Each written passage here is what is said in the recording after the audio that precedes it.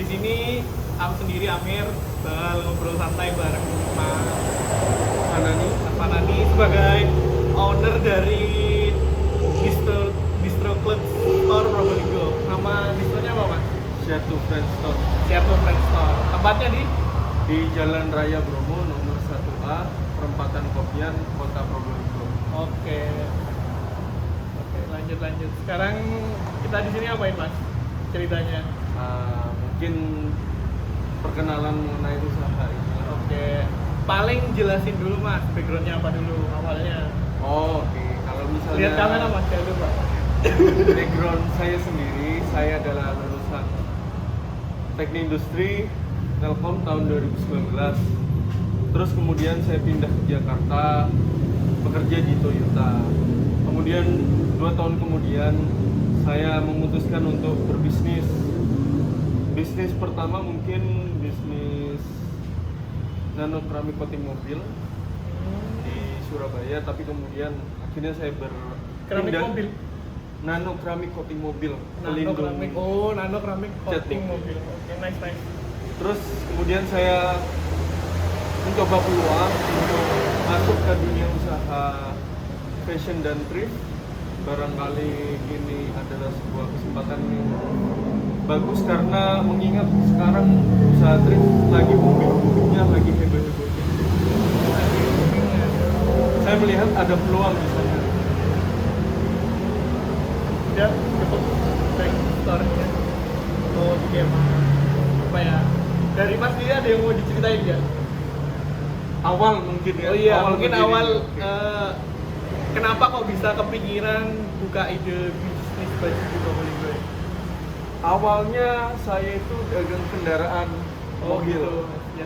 Dan kemudian mungkin saya punya tabungan, kemudian tabungan saya itu saya coba, tabungan saya coba saya putarkan, saya dirikan usaha ini di bulan April atau Mei, di awal bulan puasa saya buka.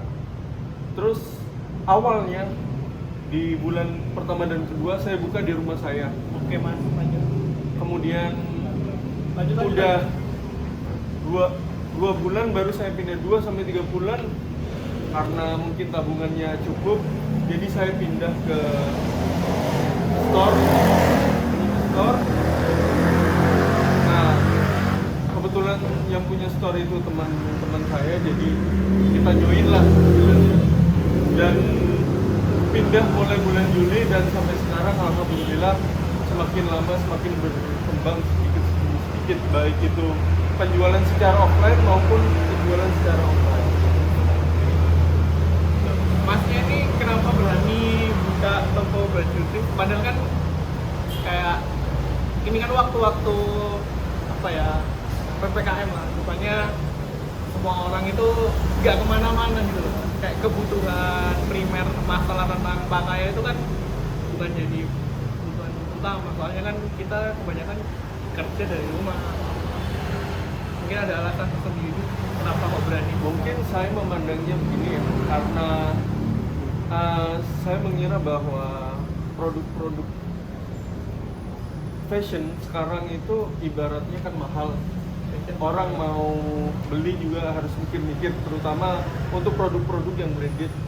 Nah, karena juga lagi musim-musimnya produk thrift ini, saya merasa bahwa ini kesempatan bagi saya untuk masuk dan menjajal di usaha ini.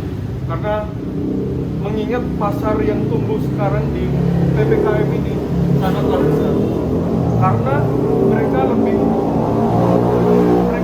kesempatan, pemilih yang punya uang merasa punya kesempatan bahwa harga semuanya mahal, susah dibeli.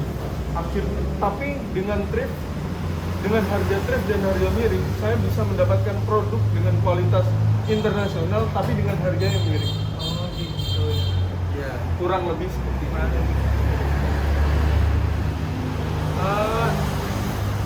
Berarti ini Masnya campuran ya, Sob?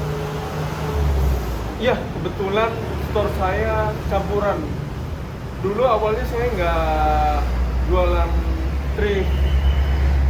Saya awalnya jualan streetwear baru tapi lokal. Oh, lokal Streetwear baru tapi lokal. Tapi mengingat kondisi pasar sekarang banyak yang lebih berminat untuk ambil produk thrift, terutama hoodie dan sweater serta jaket outdoor, makanya kita sedikit demi sedikit merubah pangsa pasar kita yang dari awalnya streetwear lokal terus jadi jualan produk thrift.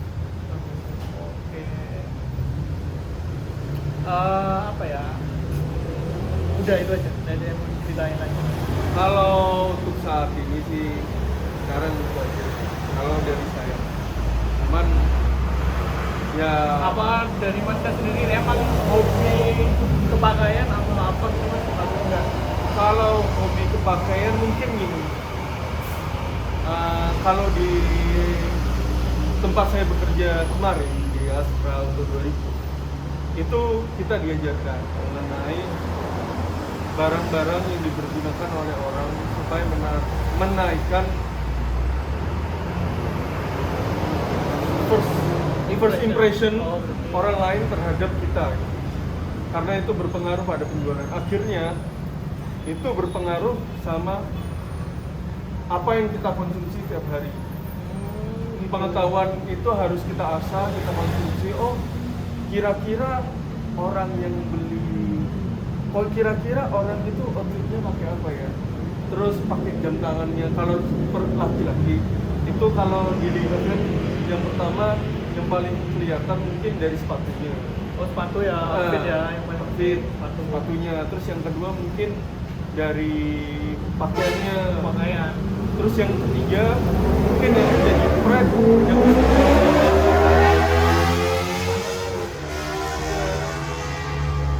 orang-orang biasanya jam. Oh, jam tangan. Jam tangan. Kalau gelang ini enggak termasuk ya? Enggak. Oh, enggak ya? Termasuk enggak. Tapi tergantung kalau gelangnya off-white. Oh, boleh tuh gitu. Oke, oke. Kalau misalnya perempuan nih, kan kalau mereka itu ingin dipandang, ingin dinilai, yang pertama tuh perempuan dilihat dari tasnya. Oh, pantesan Mas. Nah. Kayak selalu belanja tas terus-terusan ya. Mm-mm. Karena itu emang senjata perempuan ya. Iya, dari karena tasnya. memang Oh, baru tahu. biasanya kita melihat outfit perempuan dengan harganya berapa itu biasanya dari tasnya. Tasnya apa, mereknya. Kalau tasnya bagus, otomatis sisanya mengikuti ya, Iya, Mas? sisunya biasanya mengikuti. Nah, dari situ, dari kita diajarkan seperti itu, kita bisa menilai orang, kita bisa menyimpulkan, oh orang ini seperti ini. Kita bisa menyimpulkan kebutuhan orang ini seperti apa. Misalnya, mereka punya uang lebih, oh mereka butuh nih kendaraan Alphard atau apa. Nah, dari situlah kita bisa tahu kan kebutuhan orang-orang. Nah, dari situ juga kita bisa punya kesempatan lain buat menjual produk yang lain, bukan hanya cuma mengandalkan istilahnya kendaraan. Nah, peluangnya adalah mungkin pakaian. Dari Mas sendiri udah ada tips and trick kayak apa ya? Kita biar mungkin kan ini kan banyak nih pakaiannya Mas. Ada kayak tips misalkan outfit ini buat ini, outfit ini buat ini gitu kan Mas. Oh iya pastinya ya. Kalau misalnya seperti pakaian yang saya pakai ini, jaket yang saya pakai ini, jaket outdoor biasanya buat untuk naik motor, terus buat untuk jogging, terus atau mau latihan futsal atau di mana itu cocok. Terus kalau misalnya kayak ini enggak. Ya, misalnya kalau produk ini, nah ini kalau misalnya Di kamera, ya kamera. kalau misalnya kita mau pergi santai tapi masih kelihatan keren lah, pakainya sweater ini, atau bisa juga ada hoodie juga. Ini untuk barang ini juga sweater, dan ini harganya pun yang bermerek nggak sampai dari 500.000, bahkan di bawahnya 300.000 udah dapat Celtic yang bermerek lah istilahnya. Oke, thank you Mas Fanani buat peragaan tips and triknya. Dari Mas Fanani sendiri, kondisi keseharian di sekitar sini tuh gimana? Orang-orangnya, daya konsumtifnya, menurut Masnya gimana? Menurut saya sekarang kondisi pasarnya memang kalau misalnya dibilang sulit ya, karena mengingat sekarang thrift umum ya, setiap orang bisa membuka usaha thrift, jadi persaingan sudah pastilah, persaingan di dunia thrift sudah pasti. Tapi kembali lagi, itu bagaimana cara kita untuk melebarkan pasar kita dengan cara misalnya menjual online lewat media sosial Facebook, Instagram, dan yang lainnya. Nah, karena kalau misalnya kita mengandalkan cuma hanya di toko offline itu susah. Iya, zaman sekarang tuh orang lebih prefer belanja online sih Mas. Karena mengingat sekarang ini semua produk itu bisa ditampilkan visual. Jadi orang nggak perlu capek-capek datang ke tokonya, ke store-nya, tapi udah tahu kondisi barangnya seperti apa. Tapi ingat lagi, kalau misalnya kita mau beli online, kita harus tahu dulu, kita harus memastikan dari segi kualitas produknya seperti apa, terus ukurannya cocok atau enggak, terus warnanya sesuai atau enggak. Mungkin kalau misalnya produk thrift sendiri bisa diakali dengan pemesanan order lewat video call atau yang lainnya. Oh, aku baru tahu ternyata bisa kayak gitu ya. Iya. Berarti Masnya ngelayanin video call gitu? Bisa melayani, tergantung Customer. permintaan customer, request customer. Ya misalnya, Mas, aku belum yakin nih sama barang A misalnya. Oke, nggak apa-apa. Nanti saya video call, saya videokan untuk produknya. Jadi kakak bisa jadi semakin percaya. Terus kita biasanya ngirim alamat tokonya ada, store-nya ada, supaya lebih terpercaya. Karena untuk saat ini juga dengan adanya penjualan secara online juga banyak penipuan. Makanya kita harus pintar-pintar untuk mengecek apakah toko tersebut atau store tersebut atau toko online tersebut benar adanya atau enggak. Iya. Selama ini konsumennya banyak dari luar kota apa sekitar Probolinggo aja Mas? Kalau ini ya, persentase perbandingan yang mungkin dari luar kota 40, dari kota Probolinggo 60. Jualnya sampai mana Mas? Paling jauh? Paling jauh Jakarta. Oh, paling jauh itu pernah Sulawesi. Sulawesi pernah ya sampai beli ke sini ya? Sulawesi, Kalimantan, Kaliamas. Oke. Oh, mereka reach ke store ini dari mana biasanya Mas? Biasanya saya ngepost di Instagram. Di Instagram, saya main di Instagram, terus mungkin berbayar iklan atau endorse. Terus yang kedua, saya lewat Facebook, jadi bikin grupnya pak. Tapi kalau kita diam, ya kita nggak dapat uang. Kalau begini, kalau kita pemalu, nggak mau nampilkan, jangan jadi pedagang. Oh gitu, jadi apa Mas? Jadi Pekerja ya? Jadi pekerja atau orang di balik layar. Kalau misalnya nggak mau ketemu orang, nggak mau ngobrol sama orang, nggak mau interaksi sama orang, nggak mau bangun relasi, jangan jadi orang yang pebisnis yang di depan, tapi di belakang layar. Strategi. Strategi. Karena mungkin dari apa yang saya pelajari di Toyota kemarin juga sangat-sangat berguna sekarang.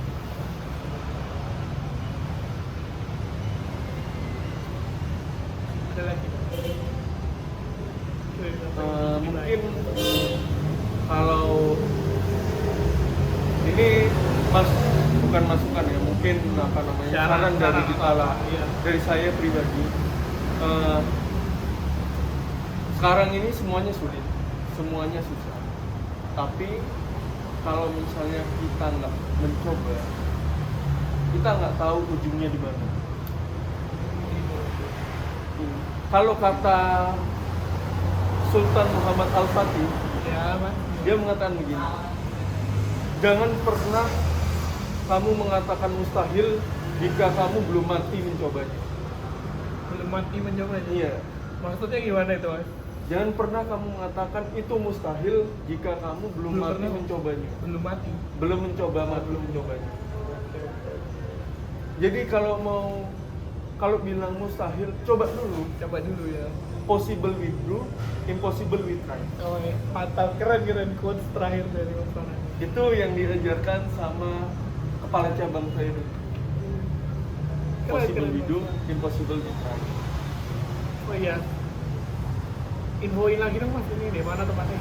Oke, untuk Certificate Store ini lokasinya berada di Jalan Raya Bromo nomor 1A, yaitu pas di perempatan lampu merah Kopiang, sebelah Alfa Kopiang, di satu tempat sama Martabak Kopiang di Kota Probolinggo. Kota Probolinggo ya.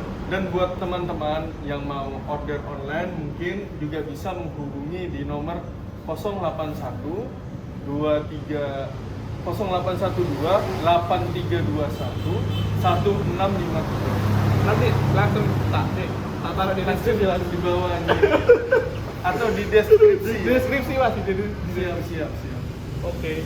Kali itu aja coba nih. Siap. Oke. Ini buat teman-teman YouTube Amir TV. Iya, gimana Mas? Semoga kedepannya Amir TV bisa berkembang dan dapat memberikan kontribusi positif, Iya. terutama misalnya untuk lingkungan sekitar dan juga buat teman-teman yang misalnya ingin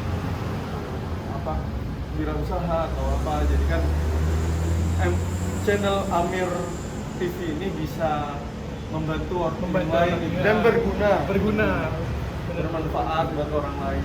Dan kedepannya saya berharap Amir TV channel makin maju. Oh gitu. Ini tuh sebenarnya masih dikit kan? Masalah subscribe itu bisa dicari. Oh, bisa dicari Yang ya? penting itu kita coba dulu. Coba dulu. Kan kalau misalnya kita bilang YouTube, itu kan pasti ada algoritma. Karena kita bilang karena kita hidup di bisnis online. Oke. Jangan lupa ya, belanja di Certificate Store. Oke. Cut. Kata ini ya.